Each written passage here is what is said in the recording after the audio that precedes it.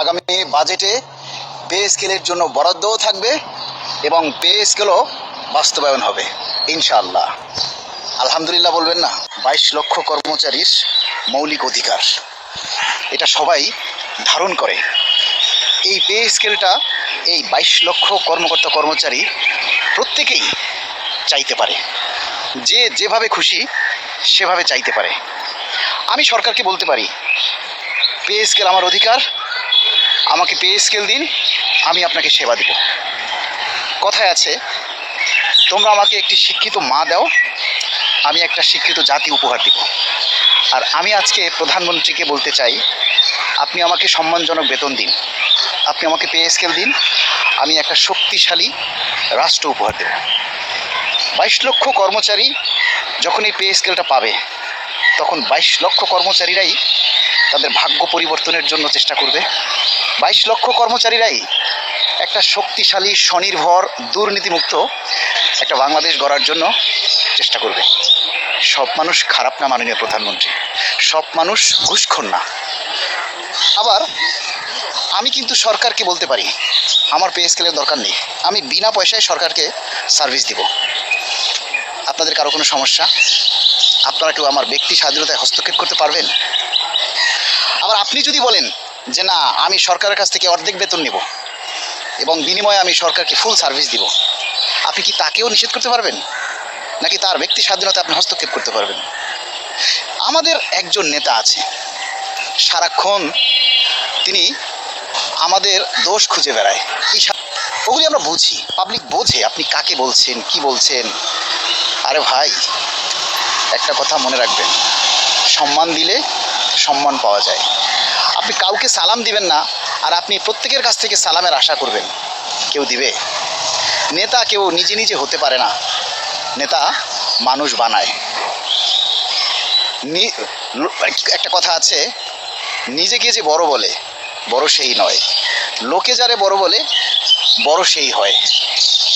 এখন আপনি নিজেকে অনেক বড় নেতা ভাবেন, আপনি ভাবেন আপনি সব কিছু আর কেউ কিচ্ছু না। ধরুন এফডিসিতে একজন মানুষ চা টানে, সে সকলের অভিনয় দেখতে দেখতে একটা সময় দেখা গেছে সে নিজেই নায়কের ভূমিকা অভিনয় করে। এখন আপনি কি ভাববেন যে চা টানে সে কোনোদিন নায়ক হতে পারবে না? আপনার ধারণা আপনি একাই নেতা হবেন আর কেউ হতে পারবে না। আপনি এই চিন্তা থেকে বেরিয়ে আসেন।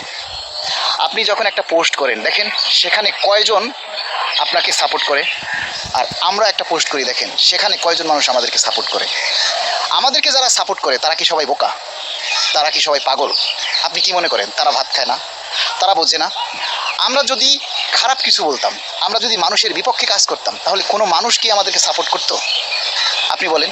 এখন আপনি নিজেকে সব কিছু মনে করেন যে না, আপনাকেই সবাই খুব ভালোবাসে। আপনাকে যদি সবাই ভালোবাসে, তাহলে আপনার পোস্টে মানুষ কমেন্টস করে না, মানুষ সাপোর্ট করে না কেন? আপনি তো অনেক চেষ্টা করলেন। আপনার ঘর থেকে যখন আমরা বেরিয়ে এসেছি, আপনারা অস্তিত্বহীনতায় ভুগতেছেন। আমরা ছাড়া আপনারা স্বয়ংসম্পূর্ণ নয়, সেটা আপনিও বোঝেন, প্রকাশ করেন না। ভাই, এখনও সময় আছে, মানুষের জন্য কাজ করেন, মানুষের দাবি আদায়ের জন্য কথা বলেন। আপনার নেতা হতে হবে না, মানুষই আপনাকে নেতা বানিয়ে দেবে। পে স্কেলের জন্য এই সরকার ক্ষমতায় আসার পর আপনি নিজের বুকে হাত দিয়ে বলেন, আপনি একদিন একটা বক্তব্য দিয়েছেন সরকারের কাছে, একটা পোস্ট দিয়েছেন পে স্কেল নিয়ে? দেননি। তাহলে আপনি কিভাবে আশা করেন মানুষ আপনাকে বড় নেতা ভাববে? আপনি এই সরকার ক্ষমতায় আসার পর একটা স্মারকলিপি দেননি, সরকারের কাছে একটা দাবি জানাননি। আপনারা কি করেন? পহেলা মে দিবসে আপনারা একটা প্রোগ্রাম দিলেন। পহেলা মে দিবস সরকার কোনো কিছুকে গণ্য করে? আর পহেলা মে দিবসে প্রোগ্রাম দিয়ে দেখলেন আপনাদের ডাকে মানুষ নেই। আপনারা সব সংগঠনের প্রেসিডেন্ট, সেক্রেটারি ছাড়া আর কেউ ছিল না। আমি আপনাদের সমালোচনা করছি না, আপনাদের দোষগুলি ধরিয়ে দিচ্ছি। আপনাদের ডাকে এখন আর মানুষ সাড়া দিচ্ছে না, এটা আপনারাও বুঝতে পারতেছেন। আপনি অন্যকে হিংসা করেন না ভাই, হিংসা করাটা বাদ দেন, দেখবেন আমরাও আপনাকে ভালোবাসবো। আপনাকে এখনও ভালোবাসি, সম্মান করি, কেননা আমরা একসাথে কাজ করছি তো, তাই না? আমি যে সারা জীবন আপনার সাথে কাজ করবো এমনটা না, আবার আপনি আমার সাথে সারা জীবন কাজ করবেন এমনটা না। আপনার সাথে যারা কাজ করবে তারা কি নেতা হবে না? আপনি একসময় বুড়ো হয়ে যাবেন, তাহলে আপনার জায়গায় কি আপনার ছেলে নেতৃত্ব দিবে না? নাকি আপনি বলবেন না আমার ছেলে কোনোদিন নেতা হতে পারবে না, আপনিই থাকবেন? আপনি 80 বছরের বুড়ো হয়ে গেলেও কি আপনি নেতা থাকবেন, আর কেউ নেতা হবে না? আপনি অন্যকে নেতা বানান না, দেখবেন আপনি তাদের কাছে বড় নেতা হয়ে থাকবেন। আর কিভাবে বুঝাবো ভাই, আমি কাকে বলছি সবাই আসলে বুঝতে পারছেন, আর যাকে বলছি সেও বুঝতে পারছে। সুতরাং আমার এই বলাটা যদি আপনি বুঝতে পারেন তাহলে আমার এই বলাটা সার্থক হবে, আর যদি আপনি বুঝতে না পারেন তাহলে আমার এটা শুধুই বকবকানি হবে, আর কিছু না। আপনি নিজে প্রফেশনাল মুড অন করে নিজে ভিউ করে আমাকে ভিউ ব্যবসায়ী বলছেন, বিষয়টা হাস্যকর না? আমাদের নবীজিকে একজনে মিষ্টি খাওয়া বন্ধ করার জন্য পরামর্শ চাইতে গেছিল, তখন নবীজি নিজে মিষ্টি খাইতো, তখন সে নিজে মিষ্টি খাওয়া বন্ধ করছে, তারপর আরেকজনকে উপদেশ দিছে মিষ্টি খাইও না। আপনি নিজে ভিউ ব্যবসা করতেন, আমার আগে তো আপনিই ডলার কামাইতেন। আপনার প্রথম মাসের ইনকামটা কত ছিল আমার ভুলে গেছি, মনে নেই। আপনি একজন নেতা হয়ে অন্যকে ভিউ ব্যবসায়ী বলেন কিভাবে? আপনার মুখে এটা শোভা পায়? আপনি জানেন না একটা ফেসবুকে যারা ফেসবুক চালায় ধরে নিলাম প্রত্যেকেই ভিউ ব্যবসায়ী, আপনি একটা পোস্ট দেন কেন? অন্যকে দেখানোর জন্য। অন্যকে দেখানো মানেই হচ্ছে আপনি ভিউ ব্যবসায়ী, আপনি ভিউ চাচ্ছেন। ব্যবসায়ী বাদ দিলাম, আপনি একটা পোস্ট দিচ্ছেন ফেসবুকে কেন? আপনার পোস্টটা যাতে অন্য কেউ দেখে, অন্য কেউ দেখতে হলে আপনার ভিউ হতে হবে, তার মানে আপনি ভিউ ব্যবসায়ী। সিম্পলি একটা সোজা হিসাব।